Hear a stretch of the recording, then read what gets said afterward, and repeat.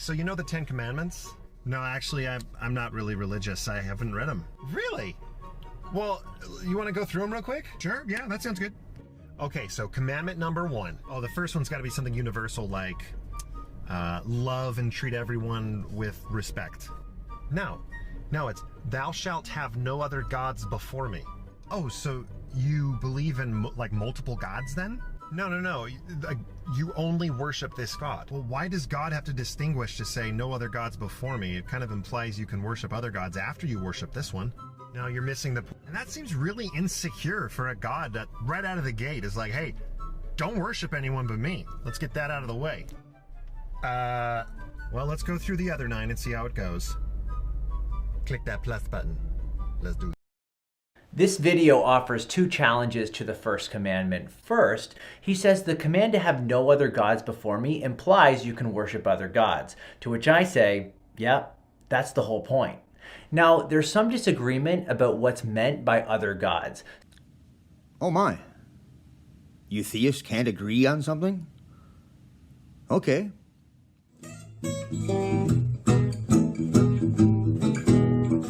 Take it to mean anything that's worshipped as God, like an idol. But the other gods might refer to lesser spirit beings.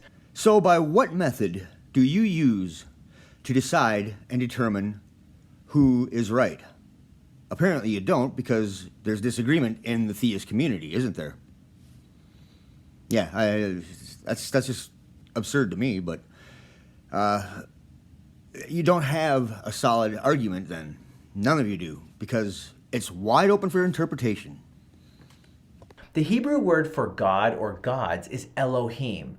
Over 2,000 times Elohim refers to Yahweh, the unique one true creator God of everything. But sometimes that same word, Elohim, refers to other lesser spirit beings. Like in Deuteronomy 32:17, demons are referred to as Elohim. Go read Michael Heiser for more info. Now, making the same distinction, the Apostle Paul says, there are many so-called gods in heaven and on earth, yet for us there is one God, the Father, who made everything. The word Elohim means the one true creator God. Well, first of all, it's a bold claim on one thing. But the second thing is then you go out and say, but that same word means a bunch of lesser gods. I don't think you're winning too many methodology points here. What is the way you determine that? Which is the right word? Why does it mean something different? So actually, how can you even take anything out of there and translate it into what you think it is? Because the context is completely lost in translation now. So whether this command refers to things being worshipped as gods or real spirit beings worshipped as God, or both, it doesn't undermine the claim that Yahweh is the one true God who alone is worthy of worship. Yahweh is the one true God who is worthy of worship. By what method do you use to determine that? Because from what I understand, that you're determining that because of somebody said it and wrote it down in a book, not Yahweh directly to your ears. Or Elohim, whoever you're talking about now. Yeah, it changed again, didn't it? Second, he says this claim makes God seem insecure. After all, why does God need to say, don't worship anyone but me? Why does he say, worship only me? You know, it's kind of curious. And first of all, you're talking about somebody said that God said that. That's actually your argument, because that's all you got. So, if somebody said that God said that, doesn't it make sense that that's how it would be to keep people in line? To follow the leader, so to speak. Whatever cult you're in. Well, for starters, God didn't need it, the Israelites did. Well, it could be only for the Israelites, I guess, but it's wide open for interpretation, like I said before. So what you got now is it could be for the Israelites. It could be for you, because it could be idols and stuff like that, because we really haven't established what the true thing of that is. And we also have to go, is it for us or is it for God? Because you really haven't established that. You've just claimed that without really, giving me any kind of reason to think that.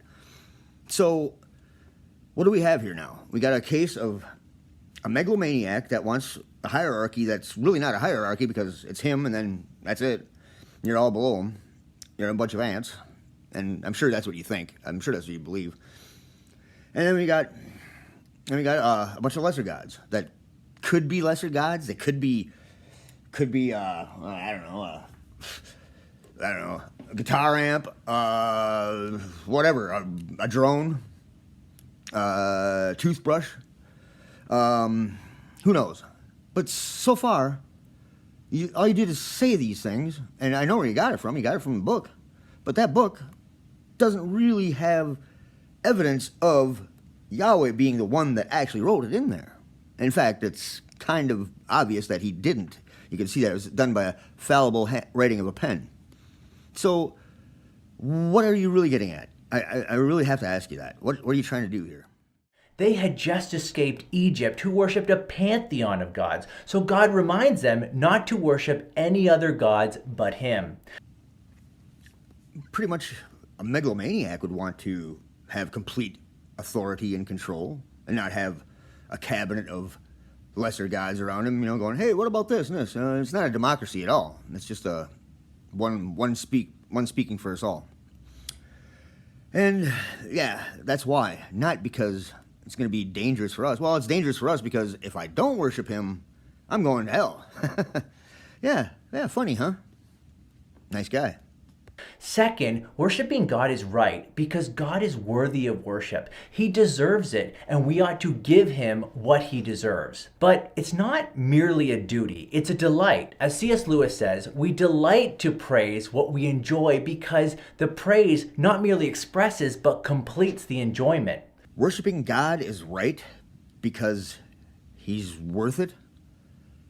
Why? By what method do you go by determining that? So far, you've got a book where you know that men wrote it. You know that God didn't actually write that himself, right? Well, maybe you do. I don't know. But what we got here is a claim that doesn't have any justification. In fact, it's just a commandment. You got to worship me. And don't take any other gods before me. And what are other gods? We really haven't established that because you haven't given me a good method to determine this. So where are we at? We don't have anything. In fact, why don't we just throw the whole darn thing out of there and just say, why don't we love each other? Because I'm a tangible thing, and so are the people around me. I can touch them, I can feel them, I can smell them, I can hear them, I can feel with them, I can love with them, I can do all these things, But this God, I just got to read this book and kind of whatever kind of comes to my mind is sort of what I have to think of, and I think that's what you do too. But I don't understand it. I really don't. I mean, I'm being sincere here. I really don't know how we go about determining whether or not you are telling a truthful thing or not about what. I mean, you contradicted yourself on a lot of them already. You say you don't know for sure. Well, you didn't say that, but you have proven to me that you do not have a worthwhile method, a trustable method of determining whether or not it's a lesser god or if it's just those lesser idols or something like that, or little trinkets or what. Or if there even is any other things. There might not be, because I really don't believe in magic, and you're kind of pushing that magic threshold there. Third, worshiping something unworthy of worship has bad real-world implications. Just read the Old Testament. People were burning their children as an act of worship to Molech. Bottom line, this command is for our good, not God's. It's because God loves us and wants what's best for us. I think what we got to do is we've got to take a look at that commandment, all of it. See, I need to have reason to do something. That commandment just says, do what I say. It doesn't say why. It doesn't give you any details. It doesn't tell you that it's because lesser gods are there. It doesn't tell you that's because they're idols. It doesn't tell you because there are other gods that can lead you astray. No, it just says do it because I say so. That is not a good reason. And another thing, this all-powerful being that you worship, and you think he's worth worshiping? Well, if he's worth worshiping, don't you think you can make an addendum to that thing and give us a reason? No, he just has all of you fighting about what the real meaning of it is and saying this is that and this is that. And the atheists are going, well, I don't know, man. Why should I believe any of you? Yeah, well, that's why. See, reason. We need reason. And, you know, don't touch that stove. Why? Just don't touch it. Well, we know why. Because we have a reason there. We know what happens. We don't know what this reason is that God is asking you to just worship him. I don't think he's worth it. You're wrong. He has to give us a reason. I have to have a reason to worship him. In fact, I wouldn't worship something that doesn't give me a reason, just tells me to. I guess you do. That's strange to me. That's very strange. Out of here. Got one more thing to say. If you want dead batteries, I got them free of charge. DriveBYE out.